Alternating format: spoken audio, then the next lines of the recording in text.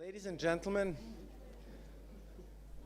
dear guests, it is my extraordinary pleasure to open the academic portion of the 5th Belgrade Security Forum.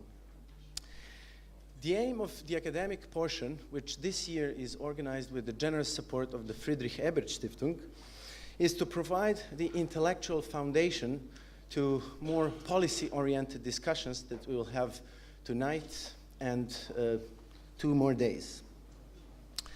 And this is something that I think makes our forum unique in the landscape of similar events across Europe and across the world, that we have this academic discussion at the very beginning. This year, the title of our academic portion is, Does the EU Need a Foreign Policy? And this title is, of course, a reference to the famous 2001 book by Henry Kissinger, and also it is a rhetorical question.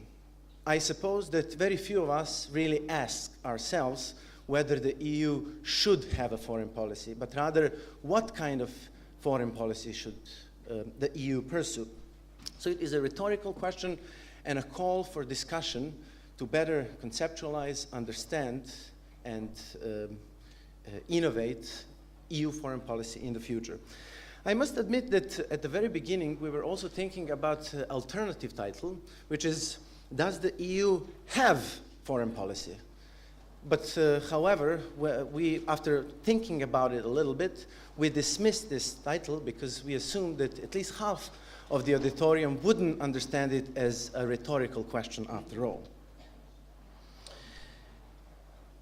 We're going to have 3 panels, 12 speakers, 3 discussants on a wide variety of issues, from theories of foreign policy to conceptualizations, all the way up to the burning issues in our region and in other neighboring regions of the EU.